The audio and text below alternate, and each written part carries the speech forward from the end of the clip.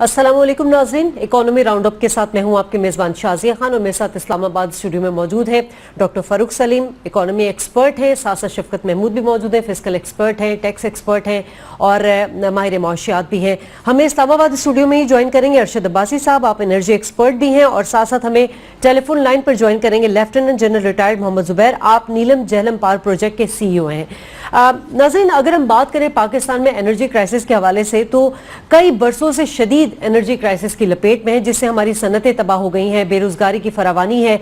जमहूरी दौरे हुकूमत की बात करें तो 8 साल होने को है लगभग, लेकिन हमने देखा कि पिछली दौरे हुकूमत जो था वो भी इस पर बहरान पर काबू नहीं पा सका और मौजूदा हुकूमत की तो क्या ही बात करें, जितनी भड़कियां और दावे उन्होंने मिलाए हैं जमीन आसमान हिला कर रख दिया है। लोड शेडिंग और एनर्जी क्राइसिस के लिए उन्होंने 2018 का टारगेट दिया है कि मुकम्मल लोड शेडिंग का खात्मा कर दिया जाएगा, मगर अमली इकदाम यूं नजर आ रहे हैं कि रमजान में जो है वो कलई खुल गई है और गैर एलानिया लोड शेडिंग ने जो रोजेदार है उनका जीना हराम कर दिया है। क्या वजह है कि हुकूमत जो है वो इस एनर्जी क्राइसिस को खत्म करने में संजीदा नजर नहीं आ रही? बज़ाहिर यही लग रहा है कि शॉर्टफॉल बिजली का नहीं बल्कि हमारी क़यादत का है। कुछ जो एनर्जी बहरान के लिए जो प्रोजेक्ट्स हैं वो हम देखते हैं कि वैसे के वैसे ही। नीलम झेलम प्रोजेक्ट के हवाले से बात करेंगे तो 3 साल में इस प्रोजेक्ट को मुकम्मल होना था। तकरीबन 1987 में जो है या 1989 में इस प्रोजेक्ट का आगाज होना था और 3 साल मुकम्मल करने के लिए टारगेट दिया गया था, लेकिन 29 साल हो गए हैं, अब तक इस प्रोजेक्ट को मुकम्मल नहीं किया जा सका है। अब इतलात ये है कि 100 बिलियन जो है वो इस पर मुख्तस किए गए। इसी पर बात करेंगे। डॉक्टर फारूक साहब, सबसे पहले तो ये बता दीजिए कि ये वजह क्या है? नीलम झेलम प्रोजेक्ट जो है वो बनना तो 3 साल में था, मगर आज इतना अरसा गुजर गया है, अब तक ये प्रोजेक्ट मुकम्मल नहीं हो सका। नाजिया, वजह मुझसे तो ना पूछिए, मैं तो आपको कुछ हकायक आपके सामने रख सकता हूँ। नीलम झेलम जो है ये दोबारा से न्यूज़ में इस हफ्ते में आया है। उसकी एक वजह यह है कि हुकूमत ने यह फैसला किया है कि 100 अरब रुपए के सुकुक जिसको कह रहे हैं, जो इस्लामिक बॉन्ड हैं, वो फ्लोट किए जाएंगे। मतलब इसका ये है, इसकी रूह ये है कि 100 अरब रुपए का मज़ीद कर्जा जो है वो हासिल किया जाएगा और वो मुख्तस किया जाएगा नीलम झेलम प्रोजेक्ट के लिए।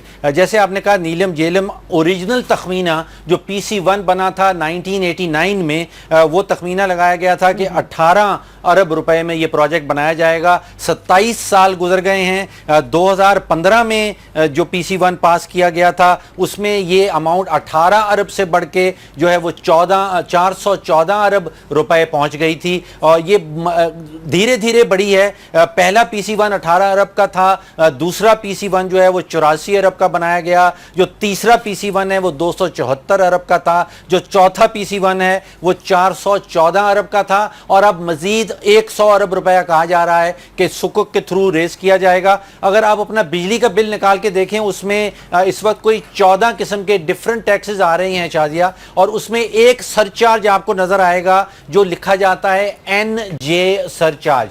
ये एक्चुअली नीलम झेलम का सरचार्ज है। ये पिछले कई सालों से चला आ रहा है और इसमें हम वो पैसे सार्फिन से इकट्ठे करते हैं, अरबों रुपया इकट्ठा होता है। शायद पिछले कुछ सालों में जो मैंने रकम देखी है वो कोई 36 अरब रुपया NJ सरचार्ज की मद में सार्फिन से इकट्ठा किया गया है और वो नीलम झेलम के ऊपर खर्च किया जाएगा। जहाँ तक बिजली के रेट्स का ताल्लुक है, आपने देखा शादिया, पिछले 1 साल में हमें हर वक्त हर दूसरे तीसरे महीने ये बताया जाता है कि अब 4 रुपए यूनिट कम कर दिया गया, अब 2.5 रुपए यूनिट कम कर दिया गया। अगर वो सारे ऐलानात को आप जमा कर लें तो इस वक्त मतलब ये निकलेगा कि बिजली मुफ्त हो गई है। लेकिन मैंने जो इस महीने जून के महीने में अपने घर का बिल मुझे वसूल हुआ है, उसमें मुझे 16 रुपए और 50 पैसे फी यूनिट, ये सारे सरचार्जेस टैक्सेस मिला के जो यूनिट्स मैंने कंज्यूम किए हैं उस पे 16.5 रुपए बन रहा है। और जून 2015 में यही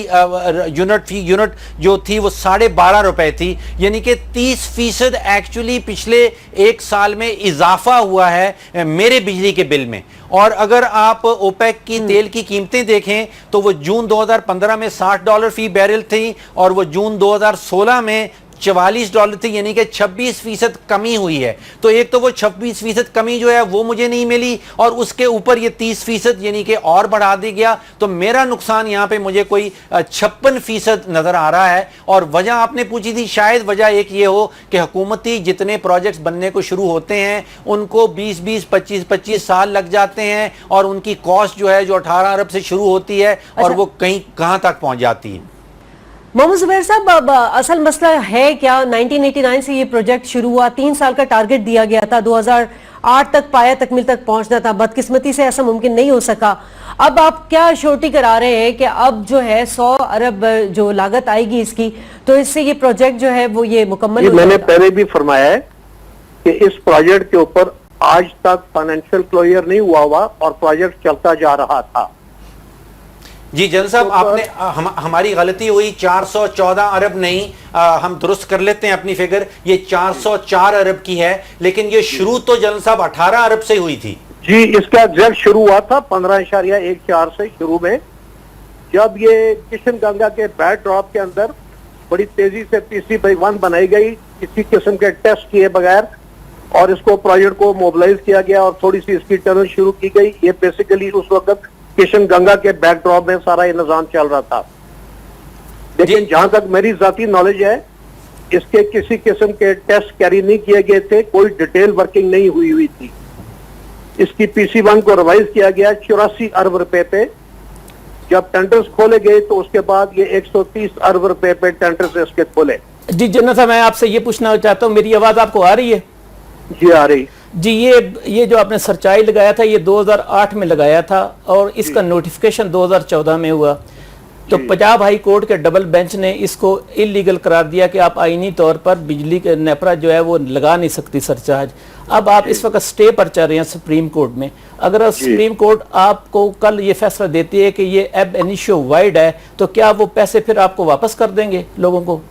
دیکھیں, ایک موٹی سی بات ہے, ٹوٹل پیسہ جو کیٹڈ فار ہے یہ تقریباً 46 ارب روپیہ ہے. جی جی, یہ تقریباً 500 روپیہ پر ملین اور 6 بلین پر ایئر بنتا ہے. جی جی, لاسٹ 5-6 ایئرس میں کافی سارے مل اونرز نے اور بڑے لوگوں نے کورٹ میں کیسز کیے ہوئے ہیں, اور ہم ان چیزوں کو فیس کر رہے ہیں. یہ تو ایک سائیڈ ہے. دوسری سائیڈ ہے, چونکہ اس کو گورنمنٹ کا کور ہے اور یہ ابھی ایکسٹینڈ ہوا ہے اس سال دسمبر تک, تو یہ پیسہ جو ہے ایکویٹی کا ہے گورنمنٹ کی طرف سے, اور یہ پیسہ آئے گا پلس یہ ابھی 100 ارب آ جائے گا. تو اس کے بعد میرا نہیں خیال کہ اور پیسے کی ضرورت ہوگی, اور انشاءاللہ 17% پروجیکٹ آج باقی رہ گیا ہے, اور ہمیں کوئی شک نہیں انشاءاللہ اگلے سال یہ پروجیکٹ کمپلیٹ ہوگا. چلیں جی, ماشاءاللہ. جنرل صاحب, میں ارشد عباسی بول رہا ہوں. ایک بات آپ کی بات مان لی کہ 402 ارب, اور 402 ارب کے اگینسٹ میں ملے گا 969 میگا واٹ ملے گا. جنرل صاحب یہ بتائیے کہ ایسے ہی پر کیپیٹا یعنی پر میگا واٹ کیپٹل کاسٹ کتنی آئی, $4 ملین یا 3.5؟ آپ بتا دیجئے, ایسے گیس بتائیے. یہ مجھے گیس زیادہ نہیں پتا, لیکن مجھے اتنا مجھے آئیڈیا ہے کہ یہ ایکسپینسو ہے, تھوڑا سا ایکسپینسو. ٹھیک ہے, تھوڑا سا یہ مجھے آئیڈیا ہے اس کا, لیکن میں اس کو یوں دیکھتا ہوں کہ انشاءاللہ جب یہ اگلے سال بن جائے گا جی جی, تو ایوریج 4.8 سے 5.1 بلین یونٹس آئیں گے. اچھا نہیں, اگر 10 روپے سے بھی ضرب دی جائے تو گورنمنٹ کو ریونیو 50 یا 51 بلین کا آئے گا. جی, اور ہمارے جو لونز ہیں یہ تقریباً 8 سے 9 سال میں انشاءاللہ سارے لون ہمارے کلیئر ہو جائیں گے. اچھا جنرل صاحب, اس میں ایک بات یہ بھی ہے کہ جب کشن گنگا ظاہر ہے کہ وہ اگست 2016 میں انرجائز ہو رہا ہے, اور جب یہ ہوگا تو ظاہر ہے کہ 33% ہمیں انرجی کب ملے گی, یہ انٹرنیشنل کورٹ آف آربیٹریشن کا فیصلہ ہے, اور ایک ہمیں یہ بھی ایک ڈنٹ پڑے گا. دوسرا ایک بتائیں, جیسے صاحب کہہ رہے ہیں سمپل صاحب, میرے پاس 2 بڑے ٹاپ کے اکانومسٹ بیٹھے ہوئے ہیں, میں خیال میں فرق سلیم صاحب $4 ملین آتا ہے یا نہیں آتا؟ $4 ملین فی میگا واٹ. میں میرے ساتھ 2 جو اکانومسٹ بیٹھے, میں ان سے پوچھتا ہوں کہ یہ 2 چھوٹے چھوٹے ملک تھے جی, ایک میانمار ہے اور ایک ایتھوپیا, اور ابھی میں چائنا میں ان کے ہائیڈرو پارک کی ویلیوشن کر کے آیا ہوں. بات میں نے بھی ان سے پوچھی, جی بتائیں آپ کی دوستی کیسی دوستی ہے کہ 402 بلین میں آپ ہمیں 969 میگا واٹ دے رہے ہیں, یہ کیا کر کے رہے ہیں آپ بتائیں. تو انہوں نے کہا جی آپ دیکھیں ایتھوپیا میں ہمارے 3 پروجیکٹ ہیں, جبی 1, جبی 3, جبی 4, اور ایک ابھی بنا رہے ہیں گرینڈ 6400 میگا واٹ, وہ اس کے ساتھ ریزروائر بھی ہے. آپ یقین کریں اس کی کاسٹ $1.4 ملین پر میگا واٹ آ رہی ہے. میانمار جو ہے اس میں ان کے 4-5 انہوں نے یہ کہہ رہے ہیں کہ جی دیکھیں ہماری جو انٹرنیشنل کاسٹ ہے وہ دیکھیں کتنی ہے، 1 سے 3 1.3 سے 1.4. یہ دیکھیں یہ پبلک ڈیٹا اوپن ہے. اور میں اپنے بھائی اکانومسٹ کو یہی کہوں گا کہ دونوں ملکوں کی جو اکنامک گروتھ ریٹ ہے وہ 8.9 اور دوسرے کا شاید 8.7 چل رہا ہے. یہ بات کہنے میں کوئی شک نہیں ہے کہ نیلم جیلم دنیا کا سب سے مہنگا ہائیڈرو پاور پروجیکٹ ہوگا. یہ کیا میسج آئے گا؟ دیکھیں جہاں تک ابھی مہنگے کا تعلق ہے یا ڈیلے ہونے کا تعلق ہے، میں ہو سکتا ہے آپ کو ٹھیک طریقے سے جواب نہ دے سکوں. میں آپ کو صرف اس وقت یہ شورٹی دینا چاہتا ہوں کہ پروجیکٹ 83% کمپلیٹ ہو چکا ہے، مشینز لگ رہی ہیں، apparently there is no hazard now, اور یہ انشاءاللہ اگلے سال پروجیکٹ کمپلیٹ ہوگا. اس کے بعد 8-9 سال میں یہ لونز اتر جائیں گے، اس کے بعد پھر چیزیں بہتر چلنی شروع ہو جائیں گی. سوال یہ بنتا ہے کہ 1.3 ملین ڈالر کا میگا واٹ اگر میانمار میں بن رہا ہے اور ہمارے ہاں 4 ملین ڈالر کی وہی چیز بنائی جائے گی، تو اس سے آگے جو بجلی نکلے گی وہ بے تحاشا مہنگی ہوگی. تو اس بجلی کو ہم استعمال کر کے جو بھی پروڈکٹ بنائیں گے وہ ہم دنیا میں کہیں بیچنے کے قابل نہیں رہیں گے. ہاں جی، I agree with you. Very good. جناب صاحب یہ بتائیے، اگر کوئی بندہ کل آڈٹ کرے کہیں کہ جی original B O Q bill of quantities اور ابھی جو بنا ہے بی او کیو، کیا دونوں کا کمپیریزن کریں تو کیا ہوا؟ کیا میریکل کیا ہوا؟ کیا کوانٹیٹیز بڑھی ہیں؟ کیا چیز ہوئی کیا؟ یا کلیم بڑھے ہیں؟ جواب دیتا ہوں، میں اس کا جواب دیتا ہوں. پہلی تو بات یہ ہے جو پچھلے 6 مہینے گزرے ہیں اس کے بڑے ڈیٹیلڈ گورنمنٹ نے 3 آڈٹس کروائے ہیں کہ اب سال کیا ہوا ہے. اس سلسلے میں آپ کو 3-4 موٹی موٹی چیزیں بتاتا ہوں کہ اس کے اندر جو ایکسچینج لاس ہے صرف اس کے اندر 35 ارب روپے کا فرق ہے. سیکیورٹی کے پیسے نہیں تھے، ابھی سیکیورٹی کے اوپر ہیوی کاسٹ آ رہی ہے. ڈیوٹیز اور ٹیکسز پہلے کیٹرڈ نہیں تھے بالکل، لیکن اس گورنمنٹ کا پالیسی ہے کہ کوئی چیز ایگزمپٹ نہیں کی جائے گی، چاہے وہ ڈیوٹی ہے چاہے وہ ٹیکسز ہے، وہ لگیں گے. اور اس سلسلے میں رفلی یہ 10.8 بلین روپیز کے ٹیکسز ہیں مشینوں کے اوپر جو ہم دے رہے ہیں ابھی. اس کے بعد ہم نے ٹنل بورنگ مشینز ڈپلائی کی، اور یہ ٹنل بورنگ مشینز ابھی میں ریئلائز خود بھی کرتا ہوں کہ یہ بڑا کریکٹ ڈیسیژن تھا جس کا بھی تھا. ابھی ایک سائیڈ پہ صرف 800 میٹر ٹنل رہ گئی ہے اور دوسری سائیڈ کے اوپر 2008 میٹر رہ گئی ہے. یہ بھی اگلے 5-6 مہینے میں ختم ہو جائے گی. تو یہ اس کے فیکٹس اینڈ فگرز ہیں. اگر یہ مشینیں نہ لائی جاتی یا چیزوں کو امپروو نہ کیا جاتا شاید یہ پروجیکٹ 2019 کے اینڈ تک چلا جاتا. جنرل صاحب ریالٹیز ہے. آپ کیا نوٹ دینا چاہیں گے کہ پلاننگ کمیشن بھی ہے، وابڈا بھی ہے، منسٹری واٹر پاور، کتنے ادارے ہیں، ہمیں ایک صحیح ایسٹیمیٹ بنانا نہیں آتا؟ کیا ہم سے بہتر پھر وہ تاجکستان بہتر نہیں ہے کہ جو ہمیں بجلی ایکسپورٹ کر رہا ہے اور اس کا ٹیرف نیلم جیلم سے کم ہو رہا ہے؟ کیا کہنا چاہیں گے ان اداروں کے متعلق جہاں پہ پرائم منسٹر میں اس کا جواب ایسے دوں گا. میں خود ممبر پلاننگ کمیشن رہ چکا ہوں 4 سال کے لیے. جب ایگزیکٹوز کو اور مینیجرز کو یہ بتایا جائے کہ اگلے 2, 2.5, 3 دن 4 دن کے اندر PC1 آ جانی چاہیے تو پھر اس کا رزلٹ یہی ہوتا ہے جو ابھی ہو رہا ہے مشکل. دوسری چیزیں آپ ذہن میں رکھیں کہ جب تک ٹنلز کھدیں گی نہیں، جب تک پہاڑوں کے اندر نہیں جائیں گے، آپ ساتھ کانکرنٹلی ٹیسٹ نہیں کر سکتے. میں ایک چھوٹی سی آپ کو مثال دیتا ہوں. ابھی دریائے جہلم کو ہم نے کراس کیا ہے. جب کراس کر لیا ہے اس کے بعد بیچیلی ٹنل کے ہائیڈرو چیکنگ، ہائیڈرو فریکچرنگ ٹیسٹ ہوئے ہیں جو ابھی 4 یا 5 دن ہوئے ہیں ٹیسٹ کمپلیٹ ہوئے ہیں. تو یہ کائنڈلی ریئلٹیز ذہن میں رکھیں کہ it is not a straight project کہ کنال بن رہی ہے آپ سارا کچھ ساتھ ساتھ کر رہے ہیں.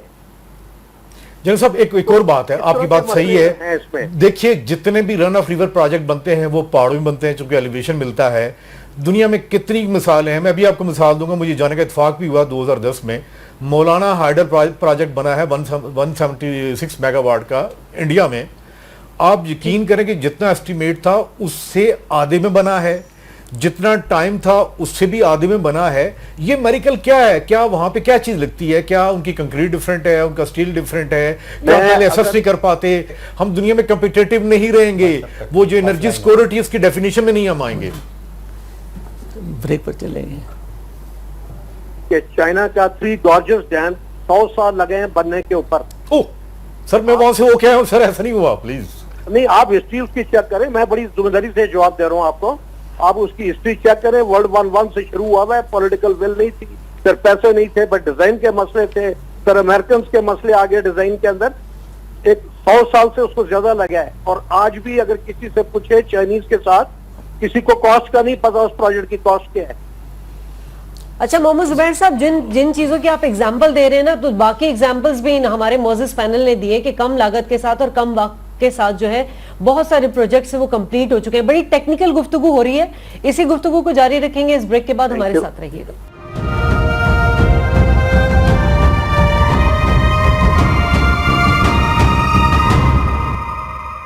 प्रोग्राम में आपको एक बार फिर खुशामदीद कहेंगे नाज़रीन। ब्रेक से पहले जो है मोजिस पैनल बड़ी टेक्निकल गुफ्तगू कर रहा था, लेकिन मेरा सवाल जो है वो एक आम आदमी वाला है। एक आम आदमी जो कि बिजली का बिल भी देता है, टैक्स भी पे करता है, लेकिन जिस अजाब के साथ वो इस रमज़ान को गुजार रहा है, उसके कर्ब का अंदाजा जो है वो हम नहीं लगा सकते। आबिद शेर अली साहब ने तो बड़े बुलंदबान दावे किए थे कि जी गैर एलानिया लोड शेडिंग नहीं की जाएगी, लेकिन सिर्फ और सिर्फ अफ्तार के वक्त और सहरी के वक्त जो है वो बिजली आई है। मैं बात करूंगी शफकत साहब, आपसे कंटिन्यू करना चाहूंगी कि जब ये प्रोजेक्ट शुरू किया गया था तो उस वक्त जो है वो इब्तदाई तखमीना जो लगाया गया था मजमूई लागत का, वो 18 बिलियन था। अब 27 साल गुजरने के बाद जो है 404 अरब का फिगर जो डॉक्टर साहब ने इसकी तस्हीह की है, ये जो हुकूमत तावीलें पेश कर रही है, आप समझते हैं ये तावीलें वाकई हैं या इसके पीछे कोई पॉलिटिकल गेम भी है? शादिया, मुझे आप बात बताएं, जो चीज़ 89 में कंसीव हुई और अब 2016 में बैठे हुए हैं, तो उसकी कास्ट तो कहीं से कहीं जानी चाहिए। और बाई इटसेल्फ ये पता लगता है कि there is a fundamental fault in our designing और प्रोजेक्ट मैनेजमेंट तो यहाँ पर है ही कोई नहीं। जो भी है वो प्रोजेक्ट मैनेजमेंट अगर होती तो कम से कम 3-4 साल में बन जाना चाहिए था। किसी आदमी ने इसकी कोई रिस्पॉन्सिबिलिटी लेने को तैयार नहीं है। और जो बात जनरल साहब ने भी कही कि जो हमने बिजली वो वहाँ से जो भी अगर मिली तो वो मिलेगी भी बहुत महंगी। तो ये बेसिकली बात तो ये है कि इसमें जो फॉल्ट है वो फॉल्ट हमारी डिज़ाइनिंग में है, कंसीविंग में है, एग्जीक्यूशन कमीशनिंग में है और एग्जीक्यूशन में है। देखिए शादिया, आम आदमी जो सुन रहा है उसके लिए ज़रा आसान ज़ुबान में अगर कह दिया जाए तो जनरल साहब ये मान रहे हैं कि वाकई ये प्रोजेक्ट बहुत महंगा बनेगा, लेकिन इसकी सारी जिम्मेवारी शायद उनके ऊपर नहीं डाली जा सकती। ये फिगर सामने आई हैं कि हमारे यहाँ जो चीज़ $4 मिलियन का 1 मेगावाट बन रहा है, वो हमारे नेबरिंग कंट्रीज़ में वो 1.3 और 1.4 मिलियन डॉलर का बन रहा है। जनरल साहब ने ये चीज़ ऑनेस्टली कंसीड की कि इससे जो बिजली बनाई जाएगी वो यकीनी तौर पे बड़ी महंगी होगी। अवाम के हवाले से बिजली की 2 एलिमेंट सामने होती हैं, एक तो बिजली की फराहमी और एक बिजली की कीमत। सिर्फ फराहमी से काम नहीं चलता, अगर हम फराहम कर दें और वो बिजली की कीमत हो 50 रुपए या 100 रुपए फी यूनिट, तो उसको कोई बर्दाश्त ही नहीं कर सकता, वो किसी की कुव्वत खरीद में नहीं आ सकती। तो सिर्फ एक इशू नहीं है कि बिजली फराहम होनी चाहिए, बिजली की फराहमी होनी चाहिए और उसके साथ कीमत जो है वो बाकी जो हमारे कंपैरेटिव हैं, जो हमारे नेबरिंग कंट्रीज़ हैं, उनके मुताबिक होनी चाहिए। तो हमारे यहाँ मसला ये आ रहा है कि 27 साल तो इस प्रोजेक्ट के ऊपर लग गए। अब जो बिजली बनेगी वो यकीनी तौर पे बहुत महंगी होगी और ये एक बहुत बड़ा सवालिया निशान बन जाएगा कि उस बिजली को जो हम इस्तेमाल करेंगे, हमारी वो कॉटन टेक्सटाइल इंडस्ट्री में जाएगी या किसी और सनत में जाएगी, तो इतनी महंगी बिजली के बाद जो चीज़ें प्रोड्यूस की जाएंगी वो बाकी दुनिया में बहुत महंगी होंगी और हम किसी के साथ कम्पीट नहीं कर पाएंगे। अच्छा शादिया, यहाँ पर मैं ऐड करता चला जाऊँ कि यहाँ विल्सन एक सेंटर है लंदन में जो कि बिजली के बारे में रिसर्च करता रहता है। उनकी एक बड़ी ज़ख़ीम किताब आई है पाकिस्तान के बारे में। वो जो शुरू करते हैं इस बात पर करते हैं कि डॉक्टर मुसद्दक, जिन्होंने PhD की हुई है फार्मेसी में, वो बिजली के एडवाइज़र हैं गवर्नमेंट ऑफ पाकिस्तान के। इस बात से उन्होंने ये बात शुरू की है। दूसरी बात उन्होंने ये कही है कि जो हमारी लाइन लॉसेज होती हैं, जिसको उन्होंने कहा कि डिसेंट वर्ड दिया गया है चोरी को, कि लाइन लॉसेज हैं। अगर 100 यूनिट बनते हैं तो उसका 22 यूनिट जो होते हैं वो लाइन लॉसेज में चले जाते हैं। उसके बाद जो रिकवरी होती है वो 85% होती है, यानी जो आम जो सारफ है वो 66% जो कास्ट है वो बियर करता है आम आदमी जो बिल देता है, बाकी तो हवा में तहलील हो जाती है। ये जो आम आदमी का मसला है या आम खातून का भी मसला बिजली का है वो ये है कि कीमत, जैसे डॉक्टर फारूक सलीम ने यही कहा है, और दुनिया में बात भी यही हो रही है कि जी इसे एक नया लफ्ज़ कहा गया एनर्जी सिक्योरिटी, यानी बिजली अब देते हैं पर किस कीमत पे। बात टेक्निकल नहीं है, डिस्कशन यही हो रही है। जनरल जुबैर साहब से सवाल पूछने की कोशिश कर रहे थे कि क्या वजह है कि सीमेंट यहाँ से पाकिस्तान में बनता है, ये यहाँ पे लगा है, सरिया यहाँ पे लगा है, तो तकरीबन 80% जो है वो यही कंपोनेंट होता है। ताजिस्तान जहाँ पे सीमेंट भी यहाँ से गया है, स्टील भी यहाँ से गया है, वो हमें उसकी पैदावारी लागत, या आप कह सकते हैं कि जो डैम बना है वो कम कास्ट है, हमारी ज़्यादा है। ये क्या हो गया दरमियान में, ये जो गैप है, ये गैप तभी क्लियर हो सकता है जिसे कहते हैं कि बिल ऑफ क्वांटिटी। टेक्निकल बात नहीं है कि जी आपका अंदाज़ा क्या था और अब आपने बना कैसे, और अगर आपका यही हाल है तो फिर मेरे ख्याल में प्लानिंग कमीशन को और नेपरा को बंद कर देना चाहिए। और इसमें मैं ये बात नहीं कह रहा, इसमें हमारे प्यारे वज़ीर आज़म साहब ने भी यही बात की है कि जी देखें, ये बिक्की साहब का जो बिक्की पावर प्लांट है, इसकी जो कास्ट थी 87 बिलियन थी, मैंने कम करके ये 54 कर दी है।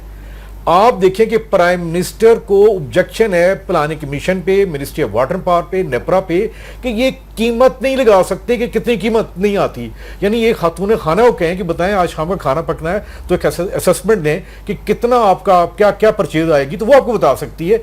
यही इसी तरह है कि पाकिस्तान में हमारी कैपेसिटी नहीं है नेस्पा की, मिनिस्ट्री ऑफ वाटर पावर की, प्लानिंग कमीशन की, कि एक पदवारी की लागत बता सकेंगे कितनी कुल कीमत आएगी। अच्छा भाई ये साहब, बड़ा हल्मी है। थोड़ा सा डिफरेंट सवाल आपसे करना चाहता हूं भाई साहब, ये फरमाइए कि हमने 15 साल का एलएनजी का एग्रीमेंट कर लिया, एलएनजी आएगी, हमारे पावर प्लांट्स में जाएगी और बिजली बनेगी। दुनिया भर में जो फ्यूचर देखा जा रहा है वो देखा जा रहा है रिन्यूएबल्स के अंदर, कि हमने हवा से बिजली बनानी है, हमने सूरज से बिजली बनानी है। अभी दुबई ने एक कोई 800 मेगावाट का सोलर पावर प्लांट लगाना था और उसने दुनिया भर में बिड्स मंगवाई हैं। जो लोएस्ट बिड आई है वो 2.99 सेंट्स, यानी कि 3 सेंट, यानी कि 3 रुपए की वो कहते हैं कि हम सोलर से आपको बिजली बना के देंगे। जो नेपरा का अप्रूव टैरिफ मैंने देखा है उनकी वेबसाइट के ऊपर, वो कह रहा है कि पाकिस्तान में जो सोलर पावर बनेगी वो 14 रुपए और 76 पैसे फी यूनिट बनेगी। एक तरफ 14 रुपए 76 पैसे हैं और दूसरी तरफ दुबई जो है वो 3 रुपए में बना रहा है। ये इसमें क्या मामला है? देखिए, पहली बात तो ये फ़ारूक सलीम साहब, आप बड़े हमेशा सवाल भी करते हैं और बड़े डिस्कशन जिसे कहते हैं वो जनरेट भी करते हैं। एलएनजी पे बड़े टॉक शोज़ हुए और आज ये बात क्लियर होगी एक बड़ी बेसिक मैथमेटिक्स की तरह, कि एक आम आदमी से पूछें कि 2 जमा 2 कितने होते हैं, 3 जमा 2 कितने, वो 5 होगा, वो बिल्कुल यही बताएगा। एनर्जी भी एक सिंपल मैथमेटिक्स है। वो मैथमेटिक्स ये है कि ये कहा गया था ये जो गेम चेंजर है, इससे इनकलाब आ जाएगा। तो बात वही बेसिक आ जाती है कि जब एलएनजी आई है तो जो बिजली की पैदावारी लागत आ रही है वो 5 रुपये और 60 पैसे पर यूनिट आ रही है, ऑयल से आ रही है तकरीबन 5 रुपये 10 पैसे। तो बताइए किस मुंह से वो मिनिस्टर आके यहाँ पे कहता है या गवर्नमेंट कहती है कि एलएनजी बड़ा गेम चेंजर है। हालांकि हमने डॉक्टर साहब ऑयल के ऊपर 17% टैक्स लगाया, इसलिए टैक्स लगाया ताकि उसकी पैदावारी कीमत ऊपर आए, साबित कर सके कि एलएनजी सस्ती है। और आपकी जो बात है, देखिए हमारा अलमिया यही है कि हम एक मेरिकल चाहते थे, इसलिए चीफ मिनिस्टर पंजाब ने कहा है कि जी मुझे तो वो प्रोजेक्ट चाहिए कि जो बड़ा जल्दी से जल्दी बने, और हमने इसको 16 रुपये यूनिट दिया। और आपने बिल्कुल ठीक कहा है कि दुनिया में एक इनकलाब आ गया है कि 2 रुपये 9 पैसे का यानी 3 रुपए की बिजली मिल रही है। और अभी इसमें और इनकलाब आ रहा है जब इसकी एफिशिएंसी और आगे बढ़ रही है। लेकिन मैं डॉक्टर साहब एक बताइए, मैं आज आपके एक लाइव आपने कॉलम लिखा था और उसके कॉलम में एडिशनल सेक्रेटरी ने रिफ्यूट किया था, नहीं जी हमसे कोई गलती नहीं हुई। वही सेक्रेटरी ने मुझे अभी चाइना में बताया कि हाँ यार हमसे बड़ी गलती हुई है, लेकिन हमें पहले पता नहीं था, हमने जब लगा लिया तो तब पता लगा। तो पाकिस्तान में ये हाल है कि हमारे जो डिजाइनर हैं, जो एनर्जी एक्सपर्ट हैं, जैसे इन साहब ने कहा है कि हमारे यहाँ जो पॉलिसी मेकर है भाई वो फार्मासिस्ट है, वो दवाइयां बनाने वाला बंदा है, लेकिन वो दवाई वो वाली नहीं बना सका जिससे हम फार्मूला तयन कर सके बिजली सस्ती कैसे हो सकती। जिस दिन वो दवाई बना लेगा या जिससे हमें अकल आ जाएगी तब मानेंगे कि हाँ वाकई पाकिस्तान में फार्मासिस्ट को भी अलाउड है। एक और चीज पे रोशनी डालिए। मैं फिगर्स इकट्ठी कर रहा था कि 2013 में जुलाई 2013 में हुकूमत ने 480 अरब रुपए के गर्दशी कर्जाजात की यकमुश्त पेमेंट कर दी।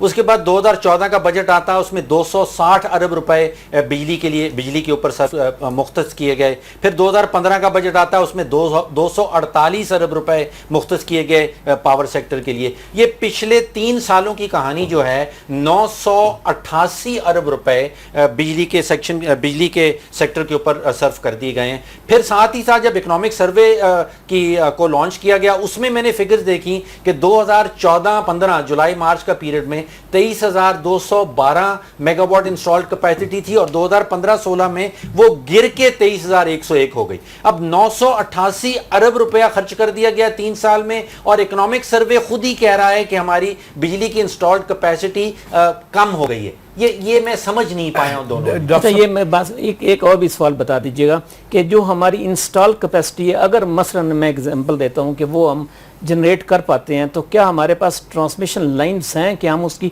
ترسیل کر سکیں عام آدمی کو؟ آپ دونوں حضرات جو باتیں کی ہیں بالکل ایک اچھے اکانومسٹ کو بات ہی یہی کرنی چاہیے تھی کہ بتائیں جب ہمیں کہا جاتا ہے کہ ہماری انسٹال کیپیسٹی 23,000 ہے اور ہماری میکسیمم ڈیمانڈ 22,000 ہے. بھائی اصل مسئلہ ہے کہ ہم اس کو ٹرانسپورٹ نہیں کر سکتی. اور اگر دیکھا جائے کہ اس گورنمنٹ کی نیٹ پرفارمنس کیا ہے تو 2010 میں تقریباً 16,800 میگا واٹ ہم نے بجلی پورے پاکستان میں ٹرانسمٹ کی تھی. اب خود منسٹر واٹر پاور نے کہا ہے کہ ہم نے 17,200 کی ہے. تو اس کا مطلب یہ کہ 3 سال میں ان کی جو پرفارمنس رہی ہے انہوں نے 600 میگا واٹ ایڈ کیا. یہ ایک میتھمیٹیکل سی بات ہے کہ بھئی ان کے اتنے نمبر بنتے ہیں. چلیں یہاں لیکن ناظرین بریک اور بریک کے بعد جب واپس آئیں گے تو اسی حوالے سے بات کریں گے کہ وہ پروجیکٹ جسے عوام کو ڈائریکٹ فائدہ ہوتا ہے اس پر حکومت جو ہے وہ سنجیدہ کیوں نہیں ہوتی؟ کیا نیت نہیں ہوتی یا حکومت کی پرائرٹیز وہ ہوتی ہیں جس میں اس کو کمیشن مل رہا ہوتا ہے یا جس میں ان کا اپنا فائدہ ہوتا ہے؟ ہمارے ساتھ رہیے گا.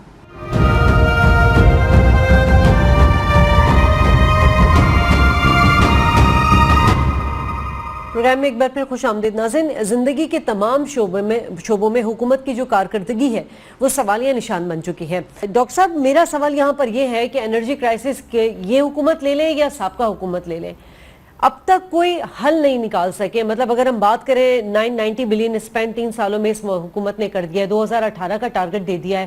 2018 میں اب کتنا عرصہ باقی ہے؟ کیا یہ اچیو کر لیں گے جو انہوں نے اعلان کیا ہے کہ ہم لوڈ شیڈنگ ختم کر دیں گے 2018؟ شازیہ معاملہ یہ ہے کہ اس وقت جو ہمارے پاس انسٹالڈ کیپیسٹی ہے اگر وہ ہم پوری چلانا شروع کر دیں تو جو لوڈ شیڈنگ ہے پورے ملک میں وہ تقریباً ختم ہو جائے گی.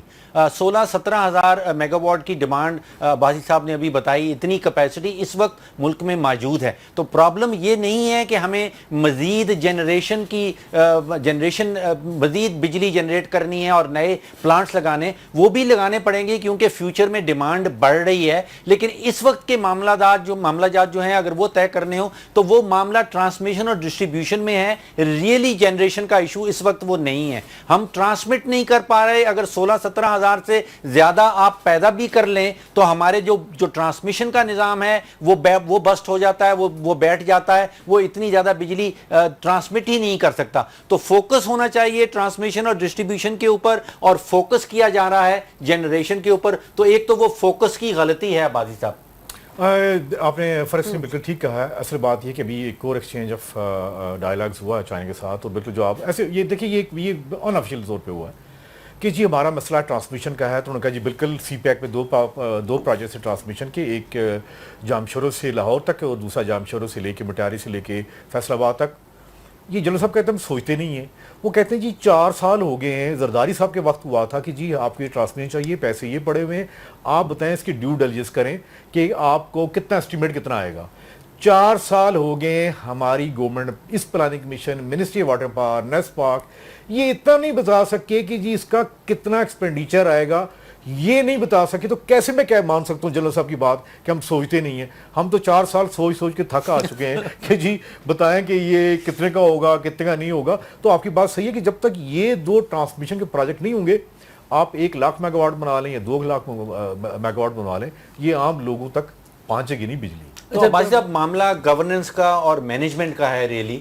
ابھی مئی کی 19 تاریخ کو خواجہ آصف صاحب نے کہا کہ سرکولر ڈیٹ جو گردشی کردہ جاتے ہیں وہ دوبارہ سے 318 ارب روپے تک پہنچ گئے ہیں. عباسی صاحب جب جولائی 2013 میں 480 ارب روپیہ کے گردشی کردہ جات پے آف کیے گئے تھے تو اس وقت یہ کہا گیا تھا کہ اب گردشی کردہ جات ہمیشہ کے لیے ان کا سر کاٹ دیا گیا, ان کو دفن کر دیا گیا. اب یہ چیز کبھی واپس نہیں آئے گی. اس وقت آپ نے بتایا کہ تیل کی قیمت $120 تھی یا وہ تیل کی قیمت 40 44 45 ڈالر پہ پہنچ گئی ہے, تو یہ گردشی قرضہ جات ختم کیوں نہیں ہو پاتے؟ ڈاکٹر صاحب بڑی سمپل سی بات ہے, آپ کے اپنے آرٹیکلز میں جو آپ نے 2013 11 12 میں لکھے ہیں کہ کاسٹ آف جنریشن آئل سے 18 پہ تھی جو کہ کم ہو کے 5 پہ آ گئی, اور 40% جو ہے نا ہم آئل سے جنریٹ کرتے تھے, اور یہی سرکولر ڈیٹ تھا. یہ ختم کیوں نہیں ہو سکا؟ ڈاکٹر صاحب یہ ایک ایسی پزل ہے کہ جو میں اور آپ نہیں کر سکتے. اس کے لیے ایک ادارہ بنا ہوا ہے جس کا نام ہے NAB, جس کا جو ہے سربراہ گیا ہوا ہے عمرہ کرنے کے لیے. کاش وہ عمرہ کرنے کے بجائے یہاں پہ بیٹھ کے ان سے اتنا پوچھتے کہ لاؤ یار یہ میتھمیٹکس کیا ہے جو آپ بات پوچھ رہے ہیں کہ لیکن بھائی صاحب وہ وہاں جا کے دعا ہی کریں گے نا ہمارے لیے. نہیں, دعا کرنی نہیں ہے, دعا دینی ہے ایکچولی ہے. جب تک کہ آپ یہ نہیں دیں گے میرے خیال میں یہ جو میتھمیٹکس بالکل ٹھیک نہیں ہوگا. کیونکہ پوچھتے آپ کہ یہ جو سرکولر ڈیٹ ہے, یعنی اتنے جو پیسے 480 ارب جو ہے وہ ہم نے دے دیے, پھر ختم ہو گیا, یہ پھر دوبارہ کیسے ہو گیا؟ ڈاکٹر صاحب سچی بات یہ ہے کہ جب آپ کی کمٹمنٹ نہ ہو, جب آپ کی یہ اگر آپ یہ سمجھے کہ منسٹری آف پیٹرولیم اور منسٹری آف پاور میں یہ ہمارے بڑے پیارے منسٹرز کو دینی ہے جنہوں نے ہمارے لیے بڑے کام کیے, یہ ہمارے 5 پیاروں میں سے ہیں, تو پھر تو ساری باتیں یہی. اور پھر آپ نے یہ کہنا ہے کہ جھوٹ بولنا ہے ایسا کہ جی یہ فارن کانسپریسی ہے, یہ جی LNG کی پرائز اتنی ہے, گیم چینجر ہے. آپ کتنا جھوٹ بولیں گے؟ دیکھیے ڈاکٹر صاحب آج آپ کو میں بتاؤں, آپ یہاں پہ CNN کے رپورٹرز لے کے آئیں, آپ پوری دنیا کا فکشن لے کے آئیں, آپ سب دنیا کا جتنے بھی جو میڈیا کے چینل یہاں پہ لے آئیں گے, they can not change the mathematics. اور یہ جتنی انرجی کے ایشوز ہیں یہ سارا سمپل ایک ارتھمیٹک ہے کہ 2 + 2 = 4 کہ سرکولر کیسے ہوا جبکہ آئل کی پرائسز کم ہوئی. اس پزل کو صرف وہی حل کر سکتا ہے جو عمرہ کرنے گیا ہوں. اچھا مجھے یہ بتائیے گا کہ یہ نمبر ارشد عباسی صاحب ہمارے ساتھ موجود ہیں, بہت شکریہ آپ کا. اور ناظرین جس طرح سے یہ سحر انگیز گفتگو ہم نے کی ہے انرجی کرائسس کے اوپر, نیلم جہلم کے اوپر, کہ کہیں پہ ہمیں یہ لگ رہا ہے کہ معاملہ گورننس کا ہے اور مینجمنٹ کا ہے. بجلی جنریٹ کرنے کا اصل مسئلہ نہیں ہے بلکہ اصل مسئلہ ٹرانسمیشن اور ڈسٹریبیوشن کا ہے. یہ ساری بڑی ٹیکنیکل باتیں جو کہ مجھے بھی سمجھنے میں بہت وقت لگ گیا, لیکن عام آدمی جو کہ بجلی کا بل دے رہا ہے, بس اس کو یہ چاہیے کہ وہ جو بل دے رہا ہے, پیسے دے رہا ہے, کم از کم اتنی بجلی تو اسے میسر ہو. یہاں بریک لیں گے, بریک کے بعد کچھ مزید ڈسکشن کریں گے کسی ایک اور ٹاپک پہ. ہمارے ساتھ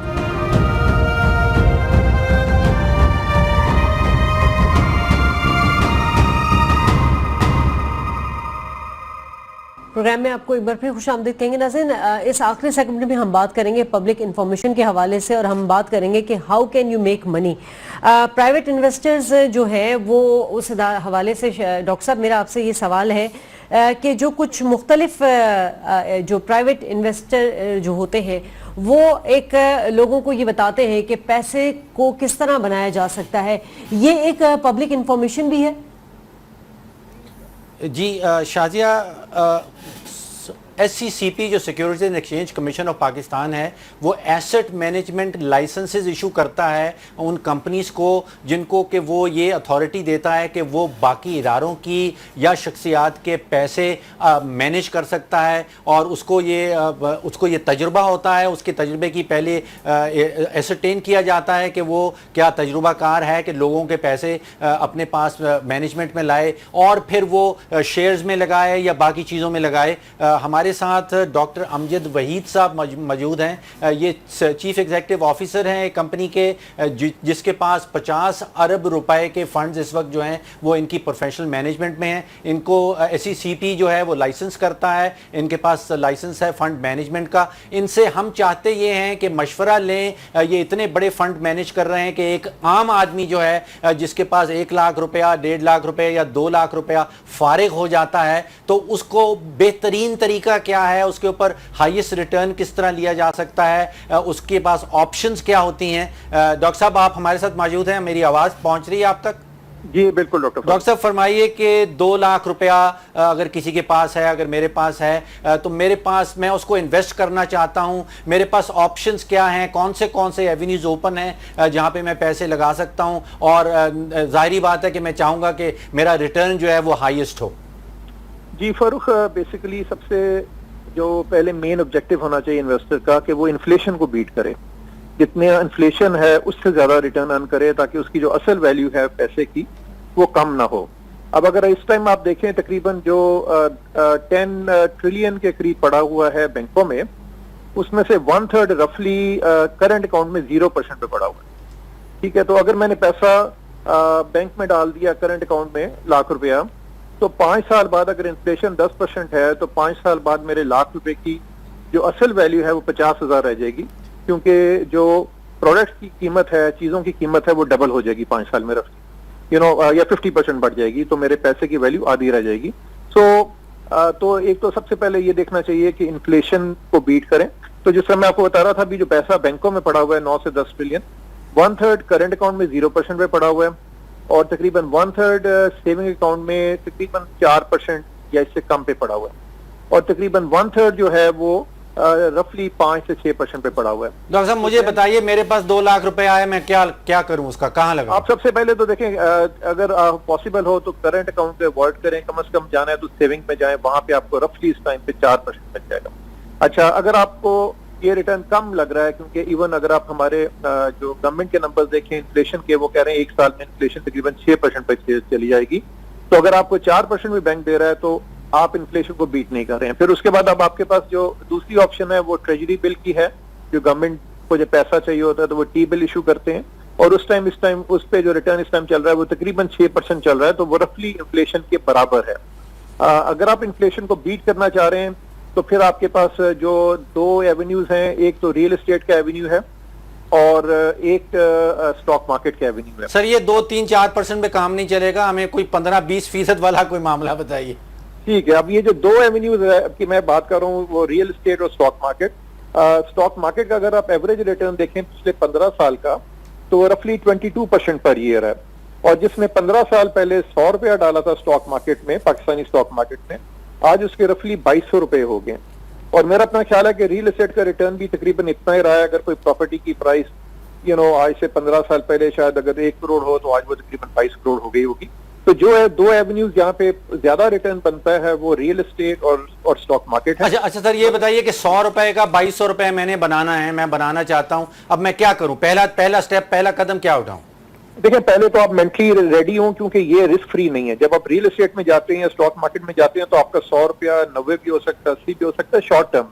लॉन्ग टर्म में तो अगर रियल एस्टेट भी गिरती है तो रिकवर कर जाती है और बढ़ती है। इसी तरह स्टॉक मार्केट भी लॉन्ग टर्म में तो बढ़ती है, शॉर्ट टर्म में स्टॉक मार्केट में भी डाउन आ सकता है। तो सबसे पहले तो आपको मेंटली तैयार होना चाहिए कि आप अगर रिटर्न ज्यादा कमाना चाह रहे हैं 15-20%, तो फिर आपको थोड़ा सा रिस्क लेना पड़ेगा, और वो पैसा आप स्टॉक मार्केट लेके जाएं या रियल एस्टेट लेके जाएं जो आपको 2-4 साल नहीं चाहिए। अगर आपने अपनी बेटी की शादी करनी है अगले साल, तो मैं आपको कहूंगा कि आप अपना पैसा या तो बैंक में रखें या मनी मार्केट फंड में रखें। वहां रिटर्न तो आप कम ही आपको मिलेगा, 4 से 6%, मगर कम से कम आपको ये है कि ये नहीं होगा कि 1 साल बाद जब अपने बेटी की शादी करनी है वो लाख रुपए की वैल्यू 80,000 पे रहे। अच्छा सर, शेयर्स अगर मैं खरीदना चाहूं तो उसके क्या तरीके होते हैं? क्या मैं फंड मैनेजर के पास किसी के पास जाऊं, मैं खुद से शेयर पिक कर लूं और खरीदना शुरू कर दूं, किसी ब्रोकर के पास अकाउंट खोल लूं? जी बिल्कुल, एक आप ब्रोकर के पास अकाउंट खोल के और उसके थ्रू शेयर खरीद सकते हैं, मगर बहुत से लोगों को इतना तजुर्बा नहीं होता स्टॉक मार्केट का और इतना टाइम भी नहीं होता। सो एक जो दूसरी ऑप्शन है वो स्टॉक म्यूचुअल फंड्स हैं, और इस टाइम तकरीबन सारी जो बैंक ओन्ड कंपनीज हैं, हबीब बैंक, यूपीएल, एमसीबी, हमारी नेशनल बैंक की है, अलाइड, इन सब के स्टॉक म्यूचुअल फंड्स हैं। और अच्छा अमजद वहीद साहब, मेरा एक बड़ा ही सिक्योरिटी एस्पेक्ट को लेके एक सवाल है, जो एक आम आदमी का सवाल है कि हमारे यहाँ जो बेचारे सादा लोग होते हैं जिनके पास 1 लाख या 2 लाख होते हैं, जो अपने फ्यूचर प्लानिंग के लिए इन्वेस्ट करते हैं, ब्रोकर के पास जाते हैं या किसी ऐसे इदारे के पास जाते हैं जहाँ, लेकिन बहुत सारी जगहों पे ऐसा होता है कि उनको बेचारों को ठग लिया जाता है। बहुत सारी एग्जांपल्स हमारे पास ऐसी हैं, तो इस खौफ से भी लोग इन्वेस्ट नहीं करते हैं। डॉक्टर साहब, मैं भी इसी ज़िम्मन में एक सवाल करूंगा कि ऐसी कॉरपोरेशंस माजी में भी 90s में भी आई, 80s में भी आई, और लोग पैसे लेकर यही बता कर के आपको, जैसे डॉक्टर साहब कह रहे हैं कि 22% प्रॉफिट चाहिए, 16% प्रॉफिट चाहिए, तो वो लोगों लालच में आकर वहाँ पर जो स्मॉल इन्वेस्टर हैं, जैसे शाजिया ने कहा 1 लाख रुपए वाला, अपनी जो उनकी पेंशन आई वो लगा दी गई है। तो क्या आप श्योरिटी देते हैं कि लोगों को कि कौन सा अदारा है, किस जगह पर? ये स्टॉक एक्सचेंज आम आदमी के लिए काम नहीं है, और रियल स्टेट में 1 लाख रुपया तो कहाँ इन्वेस्ट किया जा सकता है? आप और कोई डुएबल तरीका बताएं उनके लिए, आम आदमी के लिए। देखिए, बिजनेस जब आप स्टॉक मार्केट में जा रहे हैं, आप कारोबार में जा रहे हैं, ठीक है, आप फौजी फर्टिलाइजर खरीद रहे हैं, हप्पो खरीद रहे हैं, बेस्ट तरीका ये होता है कि आप म्यूचुअल फंड के थ्रू जाएं, बिकॉज हम लोगों के प्रोफेशनल टीम होती है। जिस तरह अभी डॉक्टर फारूक ने कहा कि जी हम SEC पे अप्रूव होते हैं, हमारे पास प्रोफेशनल लोग होते हैं, तो इन्वेस्टर का रिस्क कम हो जाता है। अभी तक ये कॉन्सेप्ट पाकिस्तान में कम है। अभी म्यूचुअल फंड्स में 2 लाख लोग भी नहीं है पाकिस्तान में, तो लोग अपने तौर पे कोशिश करते हैं कि भाई ये शेयर खरीद लो, ये बेच दो, जब उनके पास इतनी नॉलेज भी नहीं होती, टाइम भी नहीं होता, एक्सपर्टीज भी नहीं होती, तो वहां पे वो ज्यादा मार खाते हैं। तो सर म्यूचुअल फंड में सिक्योरिटी वाला एंगल जो शादिया ने उठाया कि यहाँ पे तजुर्बा ऐसा रहा है कि आप किसी कंपनी को पैसे देते हैं तो वो पैसे लेके भाग जाते हैं। नहीं फरूख, आज तक म्यूचुअल फंड में नहीं हुआ। ये जो बात कर रहे हैं, ये कोई पुराना ताज कंपनी या कुछ कर रहे हैं, ताज कंपनी म्यूचुअल फंड नहीं था, आई थिंक ना डबल शाह म्यूचुअल फंड था। म्यूचुअल फंड जो हैं वो बैंक बजातर बैंक ओन्ड कंपनीज हैं, इनके पास इन्वेस्टमेंट एडवाइजरी लाइसेंस है, और आज तक कोई म्यूचुअल फंड कंपनी किसी के पैसे लेके नहीं भागी। थोड़ा सा ये अलग अलग चीजें हैं जिनको मिक्स कर रहे हैं थोड़ा। नहीं बात सुनिए, मैं अब जो इशारा किया था वो बैंक्स, सारे के सारे बैंक्स थे जो 90s में डिफॉल्ट कर गए, सारे के सारे बैंक्स थे, मर्केंटाइल कोऑपरेटिव और बहुत सारे थे। जो बैंक्स थोड़े डिफॉल्ट किए हैं पाकिस्तान में, वो बेसिकली गवर्नमेंट ने किसी ना किसी जगह उसको किसी दूसरे बैंक में एब्जॉर्ब कर ठीक है, दिया। मैं अपने मोअज़्ज़िज़ मेहमानों का शुक्रिया अदा करना चाहूंगी। अमजद भाई साहब आपका बहुत शुक्रिया, शफकत महमूद साहब आपका बहुत शुक्रिया, और डॉक्टर फरूक सलीम आपका भी बहुत शुक्रिया। नाज़रीन, प्रोग्राम का वक्त खत्म हो, शाज़िया खान को इजाजत दीजिए। अल्लाह ने के बाद।